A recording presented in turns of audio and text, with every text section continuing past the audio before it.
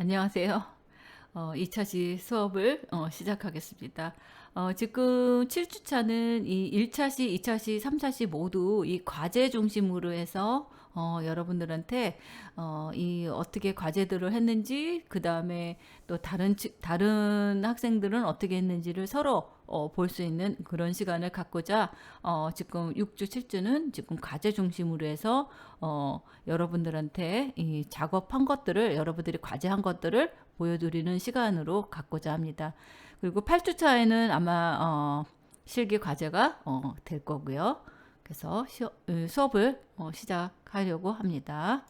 네, 저는 이제 들어가겠습니다.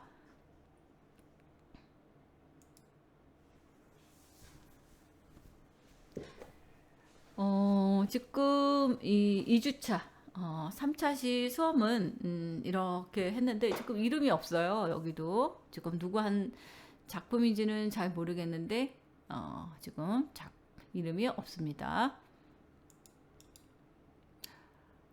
지금 이렇게만 돼 있어요. 2019 S1047 이름들을 좀 써주셨으면 좋겠어요. 그래서 지금 이 르네상스 시대 화가에 대한 레오나르도 다빈치에 대한 얘기를 이렇게 써주셨습니다. 이건 그냥 넘어가겠습니다. 지금 계속 반복되는 얘기들이 있어서요. 예. 이것도 한승훈 학생이 지금 산드로 보티첼리에 대한 얘기를 했고요. 비너스 탄생에 대한 얘기, 신화 속에 대한 얘기, 그리고 르네상스 시대에 수많은 예술가들이 있었다는 거, 그 다음에 이 비너스의 탄생의 이 그리스 로마에서 가장 아름다운 장면을 보여준다는 거, 그런 것들에 대한 얘기들이 지금 계속 있어서 지금 한순우 학생도 이 산드로 보티첼리에 대한 얘기들을 해주셨습니다. 다음은 오윤주 학생이 이 미켈란젤로를 그 여러 가지의 이미지로 해서 보여주었네요. 미켈란젤로는 이런 미술에 관심이 없는 사람조차 한 번쯤 들여봤을 정도로 유명한 이 미켈란젤로의 영특하고 똑똑한 사람이었다는 것을 보여주고요. 이 사람은 조각가, 해화가, 철학가, 뭐 다양한 모르는 게 없을 정도로 굉장한 천재 화가이기도 하죠. 그래서 이 사람은 이 조각도 하지만 이런 그림들도 굉장히 능하게 잘 그렸다는 것을 알 수 있습니다. 그래서 이 천재 아담과 창조의 이런 아담과 이브에 대한 뭐 이런 것들을 이렇게 영화로 이렇게 패러디를 해서 나오는 것들도 있습니다. 예. 오연주 학생 미켈란젤로에 대한 얘기였습니다. 예, 잘 들었습니다. 다음은 이수인 학생의 이 모나리자입니다. 지금 레오나르도 다빈치의 사실적이고 부드러운 채색 윤곽선이 드러나지 않는 이런 흐릿한 이 스푸마토 기법을 썼죠. 이 스푸마토 기법은 이런 색상이나 선의 경계를 흐릿하게 처리해서 이런 그 신비로운 분위기를 주는 이 기법이죠. 그래서 오늘날 이런 동화, 일러스트에서 많이 사용하고 있죠. 지금 그래서 이 스푸마토 기법이라는 게 처음 지금 나온 겁니다. 이 당시에. 그래서 이 르네상스 명화의 특징 중 하나, 이 엉금법이 생기기 시작하면서 사람을 사람답게 그렸다는 것이죠. 여기서 레오나르도 다빈치 역시 이 특징에 해당하는 것 같습니다. 예, 잘 찾으셨어요. 예, 이수인 학생.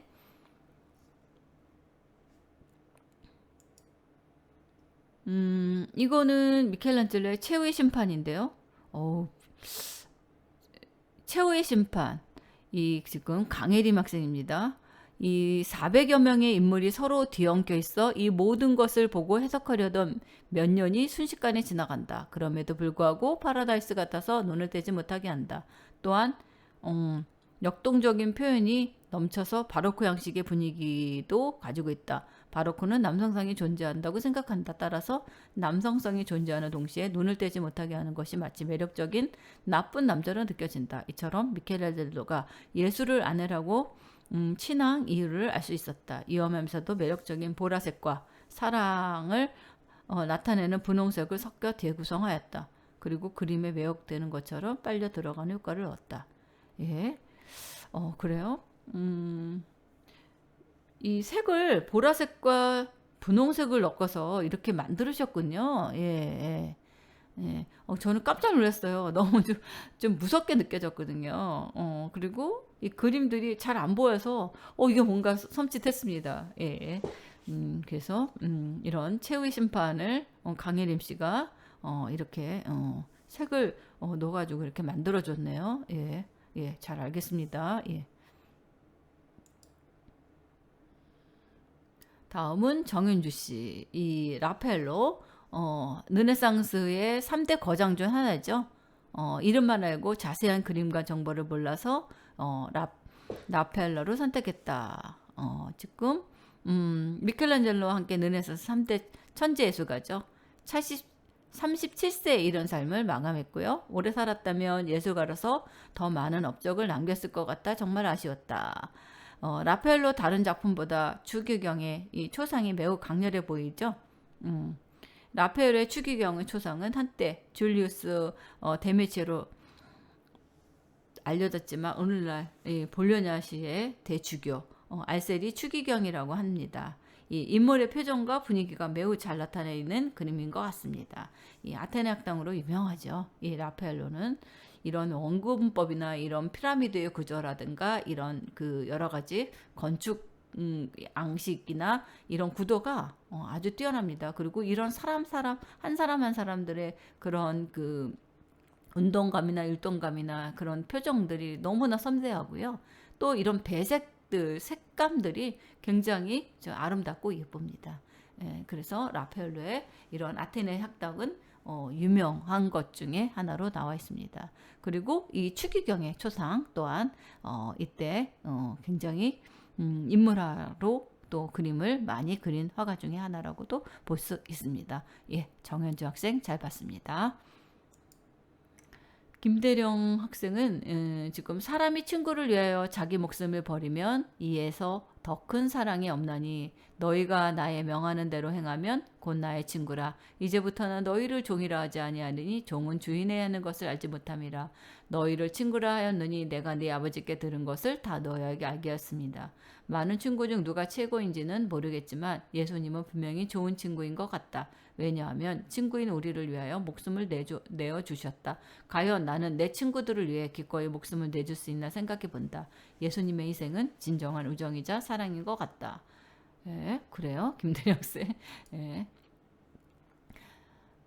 다음은 유진 학생. 예, 지금 파르미자니노의 이 기다란 목의 마돈나 해가지고 이 그림에 대해서 했습니다.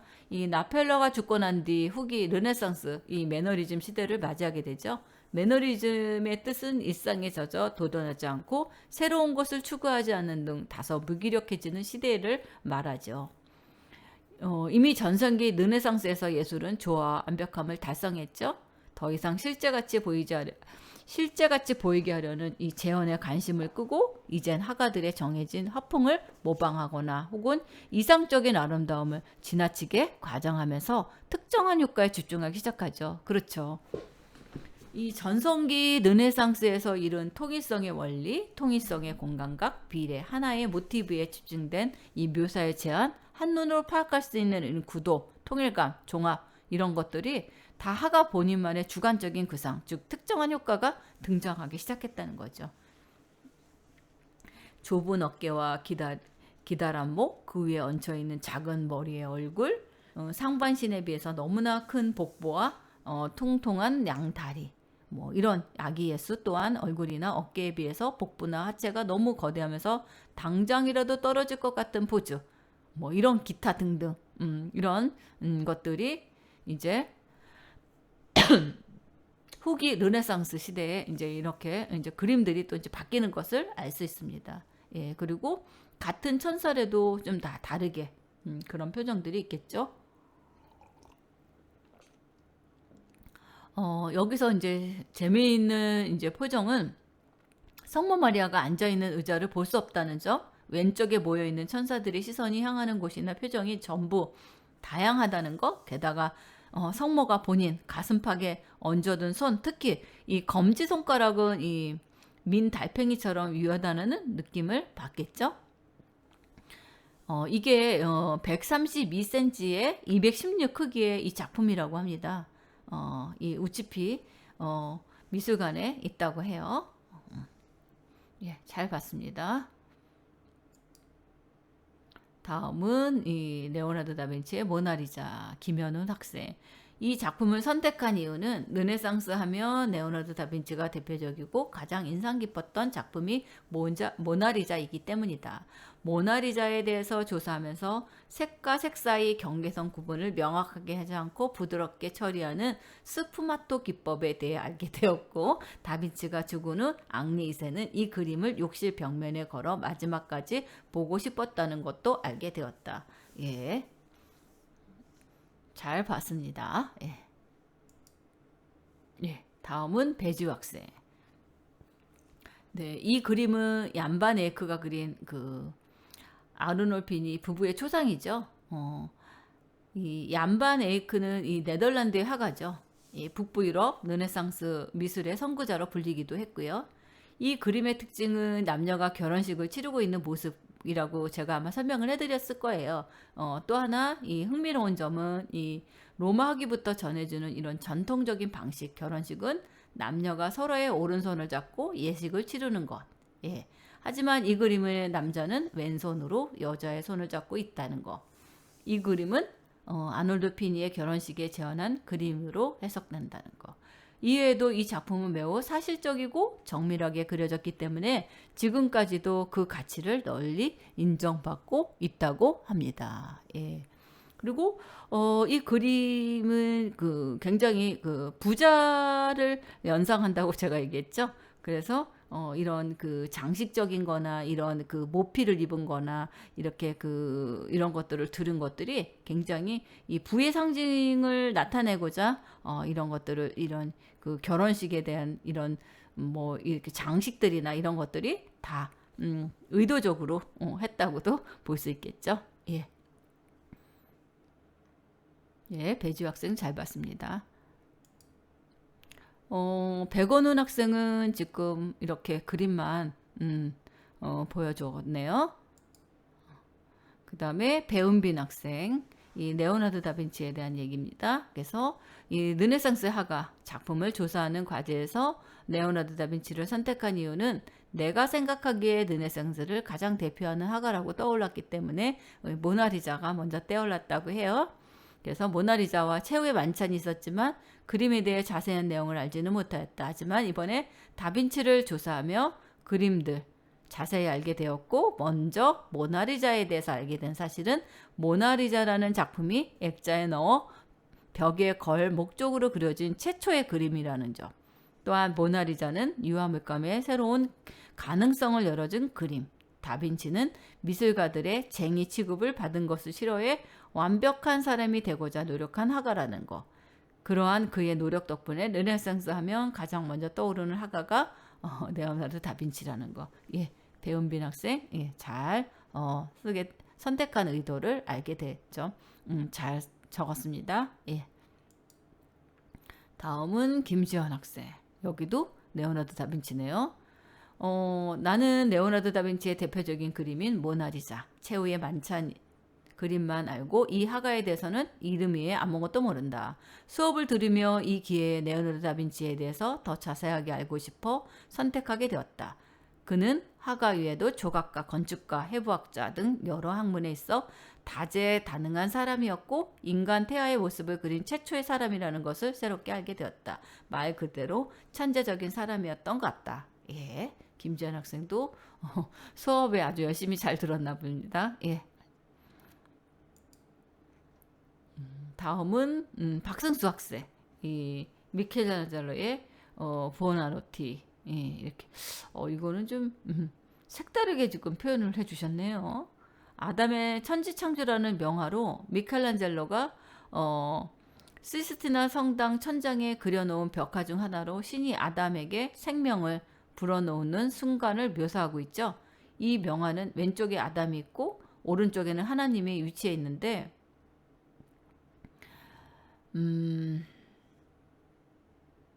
1990년 미국의 의사 프랭클린 메시버그가 논문을 통해서 이 하나님과 주변의 천사들은 사실 인간 그 뇌의 형상을 하고 있다는 것이 밝혀졌다.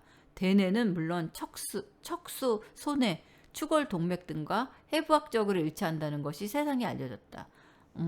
이에 영감을 받아 점점 발전해가는 인간의 기술, 뛰어난 두뇌를 사용하게 되었는데 현대 그 4차 산업혁명 시대에 걸맞게 인공지능을 창조하는 인간의 모습을 상상하면서 왼쪽 그림과 같이 아담의 천지창조를 살짝 바꾸어 응용하였다. 예. 그래서 이거를 이제 빗으로 이렇게 해서 좀 다른 걸로 이렇게 바꾸신 거죠? 이렇게 인공지능에 관계된 거를. 예. 예. 그랬다고 합니다. 예. 박승수 학생. 예. 다음은 임민순 학생. 예. 지금 지오토의 역량을 볼 수 있는 그림인 것 같다. 스승인 치마부의 그림과 달리 입체감이 훨씬 더 느껴지는 것 같다. 예. 제가 아마 이 스승 지오토하고 치마부에 대한 것들을 비교하면서 아마 이 그림을 보여주는 것 같아요. 그죠? 예, 이 그림에 흥미를 가지게 된 게 이런 입체적인 효과를 나타내는 혁신적인 화가로 생각할 수 있기 때문이라고 한 것 같습니다. 또 이런 자연스러운 미적, 인간의 감정을 표현을 시도했고요. 여러모로 대단한 것 같다. 최초로 여길 수 있고 르네상스를 선구자이기 때문에 또한 주름진 옷에서 명암이 잘 나타난 것 같다. 특히 천사의 뒤에 인물들의 얼굴에 동그라미가 되어 있는 것이 인상 깊다. 그렇죠. 천사의 표시들은 다 이렇게 동그랗게 되어 있죠. 그래서 훨씬 더 순결한 표정을 짓는 것 같다는 거죠. 반면에 그것이 없는 인물들은 왠지 인상이 좋지 못한 것처럼 느껴진대요. 이런 일반 사람들을 얘기하는 거겠죠. 그리고 중심에 있는 이런 성모 마리아가 따뜻한 느낌이 드는 것 같고 성스러운 느낌이 들었다는 거. 예, 임민수 학생 잘 봤습니다. 다음은 모나리자. 예, 오유찬 학생이네요. 모나리자에 대해서 일단 내가 레오나르도 다빈치의 모나리자를 선택하게 된 이유는 수많은 화가 중에서도 나에게 가장 익숙하고 잘 알려진 화가가 레오나르도 다빈치, 그의 작품 중에서 모나리자, 내가 아는 미술 작품을 중에서 유명한 작품이고 눈썹이 없지만 웃고 있는 그림 속의 여성이 끌렸기 때문이다. 내가 이 작품에 대해서 알게 된 사실은 어느 누구든지 이 작품을 모델이 여성이라 생각했을 것이라고 확신했었는데 생각과는 다르게 모델을 남성이라고 주장하는 이론도 있었다는 점이다. 또한 그림의 기법에 대해서도 잘 알지 못했는데 모나리자의 작품을 좀 더 신비하게 보일 수 있도록 이 스푸마토 기법을 새롭게 알게 되었다. 예, 잘하셨습니다. 예. 예, 지금 이규빈 학생은 지금 잘 안 보여요. 레오나르도 다빈치를 했는데 사진이 조금 뿌옇게 나왔던 것 같습니다. 그래서 이 명화의 가장 대표로 볼 수 있는 이 모나리자 작품하고 레오나르도 다빈치의 이런 그 최후의 만찬, 요거를 두 개를 가지고서 하신 것 같아요. 그래서 이 두 개의 작품을 자기는 이 작품에 대해서 알게 됐다. 그런 얘기들을 한 것 같습니다. 이규빈 학생 맞죠? 예. 다음은 지금 문보성 학생. 문보성 학생의 이 비너스의 탄생을 했어요. 보티첼리의 이 비너스의 탄생. 이 작품을 선택한 이유, 당시 르네상스 시대에 굉장히 아름다운 표현과 강조가 많았죠. 비너스의 탄생이죠. 비너스의 모습, 옆에 인물들은 무엇을 하지 못해도 의도는 파악하고 이런 것들을 다 알 수 있겠죠. 그래서 아름다운 이런 비너스의 탄생을 이렇게 이야기를 하고 있습니다.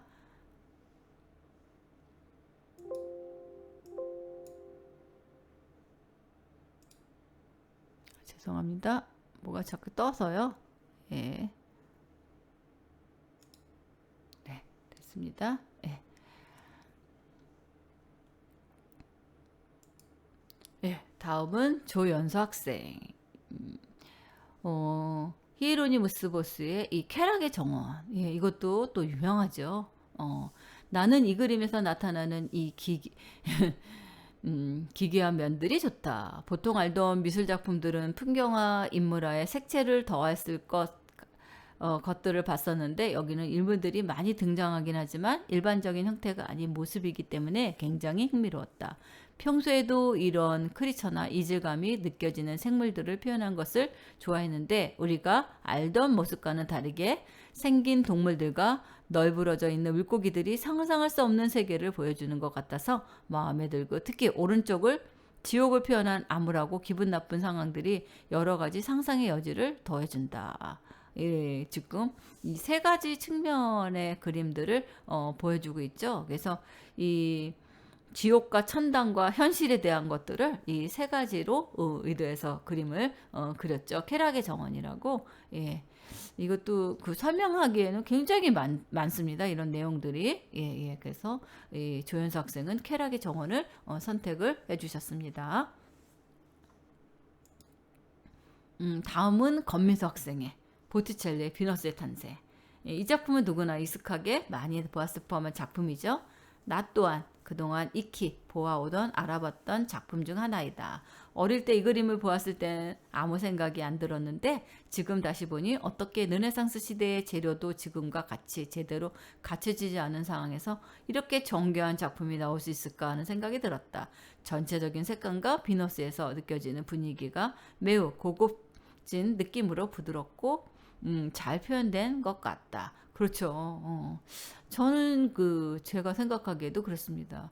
이 르네상스 시대에 어떻게 이렇게 그림들을 이런 신화적인 이런 것들을 다 상상해서 그린 거잖아요. 현실은 아니잖아요. 그죠? 진짜 이때의 화가들은 제가 보기에는 다 천재 같아요. 천재가 아닌 다음에 어떻게 이렇게 신화적인 이런 것들을 상상해서 그림을 그릴 수 있나. 이런 색감의 표현이라든가 이 표정이나 이런 것들이 너무 예술적이라고 저도 생각이 듭니다. 예, 잘 봤습니다.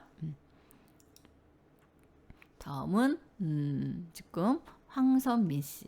레오나르도 다빈치 최후의 만찬이죠. 그쵸. 레오나르도 다빈치는 해와 건축, 시, 뭐 천재죠. 뭐 이렇게 팔방미인이라고 얘기했습니다.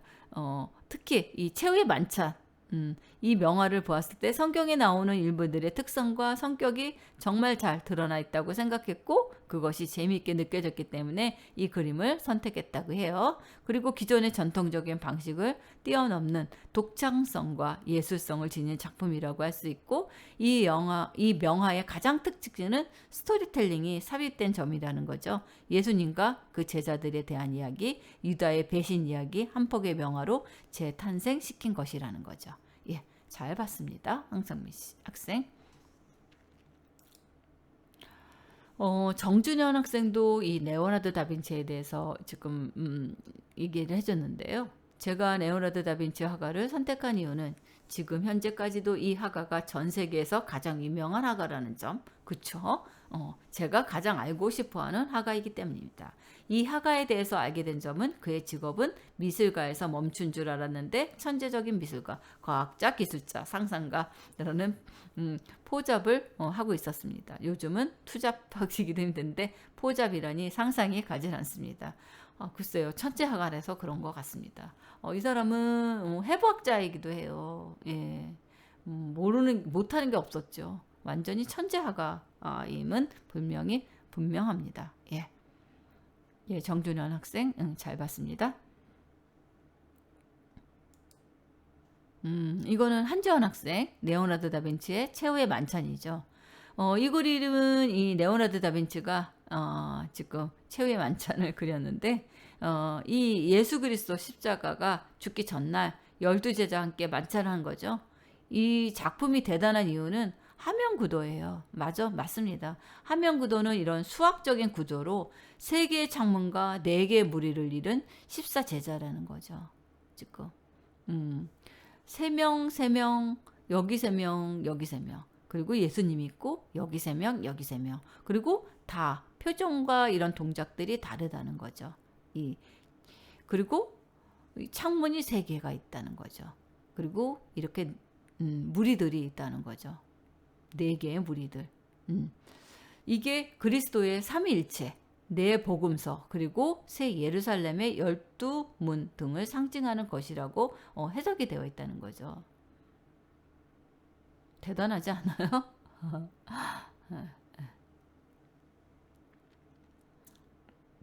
배경에 사용된 이 벽장식용 대리석도 이 당시 이 피렌체에서 묘비에 사용했던 것하고 유사한데, 이 그리스도의 죽음을 암시할 뿐만 아니라 이 수도원 생활이 자신을 버리는 죽음의 살림을 암시한다고 합니다. 이게. 예. 그리고 이 그림의 그 또 놀란 그 내용은 예수의 말에 12제자의 놀란 표정을 매우 생생하게 표현했다는 거죠. 이 그림을 보면 사람들은 실제 사람만큼 크게 그려서 수도사들이 함께 만찬에 참여하는 것 같은 기분이 들도록 하였다는 거죠. 그러나 이러한 실제적인 그림과 표정이 생생한 그림을 표현한 부분이 너무 마음에 들었다는 거죠. 그래서 이탈리아에 가서 직접 보고 싶다라는 말이 있습니다. 사실은 이게 좀 벽화에다가 그린 그림이었기 때문에 그림이 아주 선명하게 잘 보이지는 않는다고 해요. 예. 아무튼 이것들도 굉장히 연구의 대상의 하나의 작품으로 지금까지도 연구의 대상으로 하고 있습니다. 예, 잘 봤습니다, 한정 학생. 지금부터는 이 3과제, 그래서 지금까지 2과제가 끝났고요. 지금은 이제 3과제에 대한 것들을 한번 더 보기로 하겠습니다. 명화의 감상 조사하기예요. 그래서 명화의 감상 조사하기, 작품을 감상한 느낌과 생각 표현하기예요. 그래서 그림들 중에서 가장 마음에 드는 거, 그 다음에 이런 그 마음 열기, 자세히 보기, 작가의 마음 헤아리기, 생각하고 판단하기, 별점까지 5점 중에 몇 점이라고 생각하는지 그런 것들을 한번 재밌게 구성해 봤습니다. 첫 번째 학생은 지금 이름이 없어요. 명화의 감상인데 이 니콜라스 디펠 박사의 해부학 강의를 선택을 해주셨네요. 이 1600년도에 사람을 해부하는 모습이 신기하며 진지한 모습으로 배우고 있는 사람들의 표정 묘사가 잘 나타난 작품 같습니다 하고 지금 이 작품에 대한 것들을 했고요. 이 마음 열기에서는 지금 16세기 작품들이 보통 신이나 일반 사람들에 대한 그림이 많은데 그런 그림이 아닌 과학적 탐구를 했다는 거.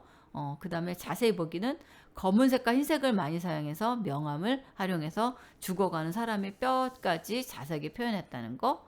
작가의 마음. 당시 의학 기술이 어떤 것인지 알 수 있었다는 거. 4점을 주셨네요. 그 이유는 당시 흔하게 그렸던 작품이 아니며 인물의 묘사나 명암이 사실적으로 잘 표현된 거, 최근에 그린 작품이라고 해도 믿을 수 있을 정도로 잘 표현했다는 거, 그리고 이 작품을 통해서 당시에도 해부를 할 수 있었다는 역사적 증거 자료가 또한 될 수 있었다는 거. 그래서 4점 주셨어요? 이왕 5점 주시죠.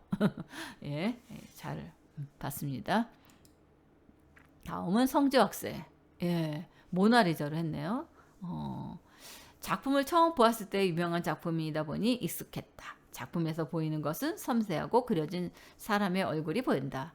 흐릿한 갈색과 연한 색 많이 사용되었다. 배경과 대비되는 옷이 제일 눈에 띈다. 작가는 이 작품을 그리면서 정말 노력했을 것이라는 것이 느껴지고 작가는 이 사람을 그리면서 이 그림을 보고 누구인지 바로 알아볼 수 있기를 바랬을 것이다. 생각하고 판단하기는 작품의 점은 5개. 어우, 잘 주셨습니다. 예, 지금까지도 대표적인 작품으로 일컬어지는 것에 그만한 이유가 있기 때문이라고 생각했습니다. 예, 근데 그림은 없어요. 형제 학생. 예. 다음은 한창엑스. 지금 또 하나 나오네요. 이 렘브란트의 이 니콜라스 박사의 해부학 강의가 지금 중세에도 이런 해부학 강의가 전문적으로 있었다는 사실. 그것을 그림으로 그려낸 사람이 있었다는 게 처음 알았고요. 메모를 하는 학생과 이런 지금 메모를 하죠. 이런 해부학자의 강의를 진지한 표정으로 듣는 학생들의 모습, 이게 느껴지죠. 또 사람들의 이런 상복 같은 옷을 입고 시체가 이렇게 밝고 차가운 색채가 하는 이런 대비 효과, 섬뜩하게 느껴질 수 있는 장면을 최소한으로 부드럽게 표현했다는 점. 작가는 당시의 육체는 하나님의 형상이며 그거를 훼손하는 것은 하나님의 육체를 훼손하는 것이라고 종교적인 이유로 배타적이었던 해부학을 보다 쉽게 받아들일 수 있도록 가치관의 변화를 꾀한 거라는 거죠. 당시에 배타적이었던 소재를 활용한 것과 어두운 색과 밝은 색의 조화가 적절하게 이루어진 것 같아서 지금 5점을 주셨네요. 네, 잘 봤습니다. 다음은 심우솜 학생. 네. 지금 이 히에로니무스 보스의 이런 세속적인 쾌락의 동산을 했습니다. 예, 지금 너무 내용들이 길어서 이것들을 다 읽을 수는 없고요. 지금 별 5점을 줬습니다. 지금 종교적인 관점에서 이런 세속적인 쾌락에 대해서 결계할 것을 그림으로 말하고자 했고, 지역에 대한 두려움 심어주려고 했다는 거, 이런 의도에서 이렇게 했다는 거. 예, 신우성 학생 굉장히 자세하게 썼지만 제가 이거를 읽어드릴 수는 없고요. 제가 개인적으로는 따로 읽겠습니다. 예. 다음은 오승민 학생. 오승민 학생은 7개의 대자의 4개의 종말에 대한 그 히에로니무스의 보스의 이 작품에 대한 얘기입니다. 예. 같은 시기 르네상스 예술가들에 비해서 시료가 부족해서 베일에 가려진 이 보스의 작품이죠. 예. 이 그림의 연작으로 되어 있어서 작가가 하고 싶은 이야기가 담긴 이런 서사대 얘기를 썼다는 거죠. 4개를 주셨네요. 동시대에 찾아볼 수 없는 답변의 방식은 마치 500년을 거슬러 올라간 현대미술 작가를 보는 듯하다. 그림이 보여주는 뜻은 비교적 간단 명료하고 화풍 또한 매우 유리하다. 하지만 작가가 가진 지독한 이런 염세주의는 안타깝게도 나의 성향이 맞지 않는다고 생각하며 쾌락 추구를 무조건 부정적으로 보는 관점은 당대에도 상당히 고조적인 태도가 아닐까. 그래서 4점을 주셨네요. 네, 재밌습니다. 오승민 학생. 예. 다음은 이재원 학생인데 그림이 없습니다. 지금 이것만 있어서 이렇게 했는데 5점을 주셨네요. 시선의 흐름. 그래서 지금 이 그림은 어떤 그림일까요? 그림이 없어서 제가 어떤 그림인지 잘 몰라가지고 설명을 하기가 그렇겠네요. 예. 다음은 변준범 학생입니다. 붉은 이 터번을 한 남자의 초상. 얀반 에이크의 작품이죠. 매우 사실적이고 있는 그대로를 보여주는 초상화라고도 볼 수 있겠죠. 지금 5점을 줬네요. 자신의 자아성을 매우 사실적으로 표현하고 작가의 사실주의적인 의지를 강하게 보여주었죠. 이 터번의 붉은색이 매우 강렬하고 화려한 붉은색의 터번이 작품이 더욱 생생하게 만들어준다. 그렇습니다. 예, 그래서 이렇게 5점을 줬습니다. 예. 정상학생. 히에로니무스의 세속적인 쾌락의 동산을 했습니다. 별 4개를 줬네요. 굉장히 오래된 그림치고는 실제 사물과 최대한 비슷하게 표현하고자 다양한 색깔을 입혔던 점이 대단했지만 보는 사람으로 하여금 특별한 메시지를 담고 있는 것 같지는 않아서 별 4개를 주셨네요. 네, 정상학생. 예, 잘 알겠습니다. 예. 문 김대건 학생. 김대건 학생도 4점을 줬네요. 내용은 좋지만 기괴한 그림의 느낌이 사람들에게 혐오감을 줄 수도 있기에 4개를 주었습니다. 그렇군요. 예. 그럴 수 있습니다. 예, 예. 김대건 학생 잘 봤습니다. 다음은 지금 박미석 학생. 예. 미켈란젤로의 아담의 창조. 예. 5점 만점에 5점을 줬네요. 보기만 해도 성스럽고 사람의 근육을 굉장히 잘 표현했다는 거. 예. 다음은 서찬영 씨.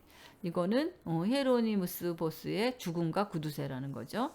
이것도 5점을 줬네요. 그 이유는 그림에 무지한 내가 봐도 한눈에 그림의 뜻이 무엇인지 들어올 정도로 작가 자신의 의도를 그림이 잘 담아놨다고 생각해서 이렇게 주었나 봐요. 예. 예, 서찬영 씨, 네, 잘 봤습니다.